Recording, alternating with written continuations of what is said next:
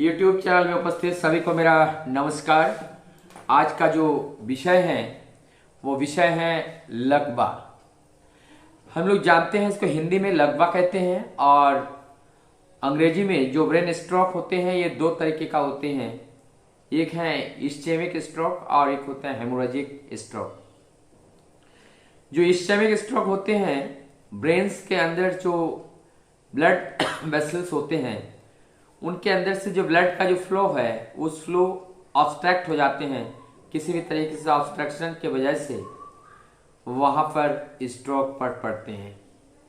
और जहां हेमोरेजिक होते हैं वो हेमोरेजिक वहां पे वो बस्ट हो जाते हैं और वो ब्लड ब्रेन के अंदर फैल जाता है और बाद में वो क्लॉटिंग हो जाते हैं। और क्लॉटिंग होने के बाद जब क्लॉटिंग ब्रेन के ऊपर जब प्रेशर डालते हैं और उस प्रेशर डालने से वो ब्रेन सप्लाई जिस ऑर्गेन्स को कंट्रोल करते हैं वो ऑर्गेन्स कंप्लीटली पैरालाइज हो जाते हैं। ब्रेन स्ट्रोक में एक चीज ये होता है कि इसमें अगर राइट साइड का ब्रेन अटैक होता है तो हमारे left organs, left lateral sides completely paralyse हो जाते हैं। यदि अगर लेफ्ट ब्रेन का होता है तो हमारा राइट साइड और लेफ्ट होता है तो राइट और राइट होता है तो लेफ्ट, एक दूसरे के ऑपोजिट होते हैं। हमारी ब्रेन के हेमरेज जो स्ट्रोक हैं, स्ट्रोक के जस्ट ऑपोजिट ऑर्गेन्स में पैरालाइज हो जाते हैं। और इसको हम कैसे परीक्षण करें, कैसे हम जाने कि ये पैरालाइज हो गया, स्ट्रोक हो गया, इसको जानने के लिए हम साधारण सा एक एक्सपेरिमेंट करते हैं जो हम घर पे भी कर सकते हैं। एक जो मेडिको नहीं है वो भी इसको एग्जामिन कर सकते हैं और एग्जामिन करके वो जान सकते हैं कि ये अटैक है या नहीं है। और वो है, इसका जो फॉर्मूला है फर्स्ट, FAST। हमें इस चीज को ध्यान रखना होगा, फर्स्ट ध्यान रखना होगा। F फॉर फेस, हमें चेहरे की ओर देखना होगा, कहीं चेहरे के किसी भी साइड में लटका सा हुआ तो नहीं है और वहां पे टेढ़ा मेढ़ा तो नहीं हो गया, आंख के साइड में कोई टेढ़ा तो नहीं हो गया, गाल में तो कई जो स्किन है वो लटक तो नहीं गया। इस टाइप्स में जो फेशियल्स अपीयरेंस में, चाहे हमारा मुंह पे हो चाहे हमारा आईज के किनारे पे हो, यहाँ पे अगर वो पैरालाइज होते हैं तो आंख भी कंप्लीटली क्लोज नहीं होता है। और पैरालाइज अगर हमें ओरली है, फेस में, मुंह पे है, तो मुंह के दोनों लिप्स जो है कंप्लीटली हम बंद नहीं कर सकते हैं। तो इसी सबसे पहले हम फेस को देखेंगे और उसके बाद फर्स्ट में A फॉर आर्म्स, हम आर्म्स को देखेंगे। आर्म्स मतलब उनको हाथ को हिलाने के लिए बताएंगे, पैर को हिलाने के लिए बताएंगे। यदि हम दोनों हाथ और दोनों पैर का मूवमेंट अगर सही है तो हम जानेंगे ये नॉर्मल है। और फेस के एग्जामिन करने के बाद कहीं पे भी किसी भी तरह का लूजनेस अगर हम ना दिखाई दे तो हम कहेंगे ये नॉर्मल है। उसके बाद आते हैं फास्ट में S पर स्पेस।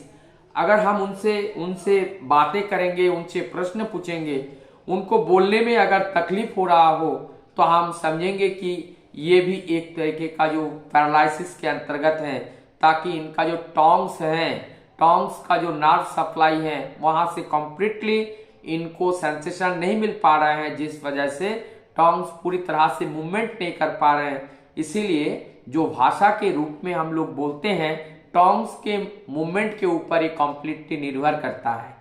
तो स्पीच अगर सही नहीं हो रहा है तो हम डाउट कर सकते हैं कि ये स्ट्रोक के पेशेंट हो सकते हैं। तो अगर यहाँ कहीं में जब हम आर्म्स को देखते हैं और हम फेस को देखते हैं और स्पीच को देखते हैं, इस तीनों चीज को देखने के बाद हमें कंफर्म हो जाता है, नियर अबाउट कंफर्म हो जाता है कि ये पेशेंट ये लकवा के है या नहीं है। अगर ये लकवा के होते हैं फिर हम इसको ट्रीटमेंट के लिए शुरू करते हैं। और ट्रीटमेंट के लिए चाहे बहुत से जगह पे ये ट्रीटमेंट जो चारों ओर ये ट्रीटमेंट का भरमार फैला हुआ है, देसी इलाज के रूप में, आयुर्वेद के रूप में, एलोपैथ के रूप में, होम्योपैथ के रूप में, तो मेन कॉन्सेप्ट जो है उसको हमें समझना होगा। जब इस नर्वस सिस्टम में इस तरीके का स्ट्रोक होते हैं और नर्वस सिस्टम से हमारी संपूर्ण बॉडी को जो सेंसेशन प्रोवाइड करते हैं और बॉडी को स्ट्रांग रखते हैं, और जो अकड़न सी आ जाती हैं, वो अकड़न तब आती हैं जब नर्वस सिस्टम की सेंसिटिविटी कम हो जाती है। वहां पे करंट का दौड़ना जब कम हो जाता है तब वहां मसल्स में अकड़न आ जाती है, और इस अकड़न को दूर करने के लिए हम उनको मसल्स के लिए मसाज ऑयल प्रोवाइड करते हैं, ताकि निरंतर मसाज ऑयल को प्रोवाइड करने से उनको आकड़न से बचते हैं, जिससे नॉर्मल उनका ब्लड फ्लो होता है। और जो ब्रेन्स में जो स्ट्रोक होते हैं, अगर हेमोरेजिक है, वहां पे क्लॉटिंग है, तो हेमोरेजिक है तो उस क्लॉटिंग को गलाने के लिए जो मेडिसिन है उसका इस्तेमाल करते हैं। और यदि वेन्स के अंदर जो ब्लड वेन्स के अंदर के अगर कोई क्लॉटिंग्स हैं तो उस क्लॉटिंग को गलाने के लिए भी हम मेडिसिन का प्रोवाइड करते हैं। लेकिन जब एक बार हेमरेज हो जाए उस समय पे अगर हम उसको पतला करने के लिए मेडिसिन देते हैं तो वो ब्लीडिंग और ज्यादा होती है, उसमें नुकसान होता है। तो हमें ये चीज देखना जरूरी होता है कि अभी ये कॉम्प्लीटली हेमरेज हो चुका है या हेमरेज नहीं है। अगर हेमरेज नहीं है तो वहां पर हम इस ब्लड को पतले करने का मेडिसिन को हम प्रोवाइड करते हैं। और इसमें मूल बात ये होते हैं, ये जब स्ट्रोक पड़ते हैं तो वहां से लेकर 72 घंटे तक इस स्ट्रोक को रिपीट होने का डर रहता है। तो हमें निरंतर इनका ब्लड प्रेशर को हमें चेकअप में, रूटीन चेकअप में करना पड़ेगा, ब्लड प्रेशर नॉर्मल रखना पड़ेगा। और इसके साथ साथ जो भी अगर डायबिटीज है और कोई प्रॉब्लम्स हैं, उस एसेसरी प्रॉब्लम्स को रिकवरी करते हुए हमें आगे चलना है। और इसके साथ साथ हमें डाइट का भी ध्यान रखना है। ऐसा डाइट हम ना लें जिससे हमारा डाइजेशन में प्रॉब्लम्स हो और हमारी डाइजेशन के प्रॉब्लम्स की वजह से ब्लड प्रेशर और बढ़े। हमें सुपच्च आहार ग्रहण करना चाहिए और उसके अंदर पौष्टिकता हो, और उस पौष्टिकता वाली आहार सुपच्च भी और पौष्टिक हो। इस तरह का आहार जब हम लेते हैं तो हमारी इससे जो लकवा से रिकवरी करने में हमें मदद मिलती है।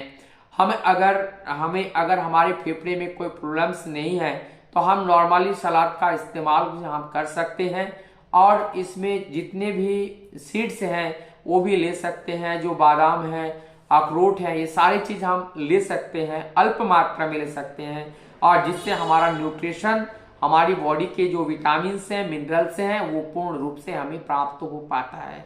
तो इस तरह से लकवा अगर होने पर हमें ज्यादा भयभीत होने की जरूरत नहीं है।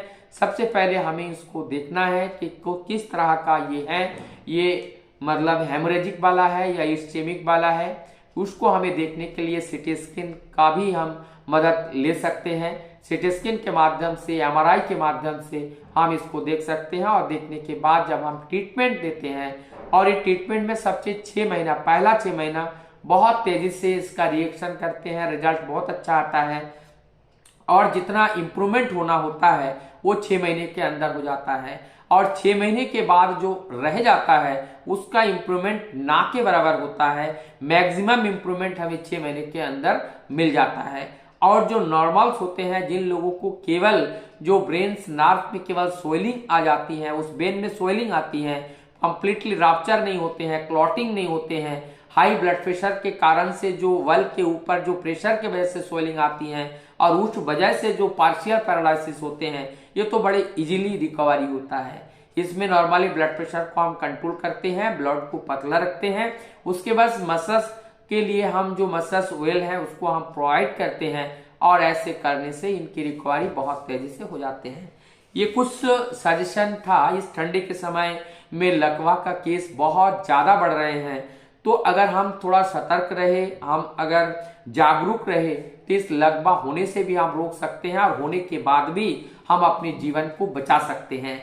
ऐसे छोटे छोटे जो नुस्खा है उसको हमें उपयोग में लाना है, और हमें ब्लड प्रेशर का भी ध्यान रखना है, और खान पान में भी हमें ध्यान रखना है। और ये वीडियो अगर आप लोगों को अच्छा लगा हो तो आप इस वीडियो को दूसरों को भी आप सेंड कर सकते हैं, और ताकि दूसरे के जीवन में भी उनको भी कुछ इस जानकारी प्राप्त करके उनको भी कुछ फायदा पहुंचे। और एक बात मैं बताऊं, जैसे अगर ब्लड प्रेशर को अगर हम मेंटेन करते हैं तो हम लकवा से भी बचा सकते हैं। तो इसीलिए हो सके तो इस ब्लड प्रेशर को, अगर जब हमें सिर में दर्द हो रहा हो, वॉमिटिंग फीलिंग हो रहा हो, नींद प्रॉपर्ली नहीं आ रहा हो, तो हमें निश्चित रूप से किसी डॉक्टर के पास जाकर या जिसको ब्लड प्रेशर नापने की जानकारी है वहां जाकर के इस ब्लड प्रेशर को नाप लेना चाहिए। तो हमारी जीवन में कठिन परिस्थितियों से हम अपने आप को सुरक्षित रख पाएंगे। आप सभी को बहुत बहुत धन्यवाद, और ज़्यादा से ज़्यादा आप इसको सब्सक्राइब और लाइक करेंगे तो हमारे भी उत्साह भी बढ़ेगा, और ये भी होगा कि ज़्यादा से ज़्यादा लोगों तक जब ये पहुँचेगा तो हमारा जो ये प्रयास है कि जो लोगों तक पहुँचाना वो सार्थक होगा।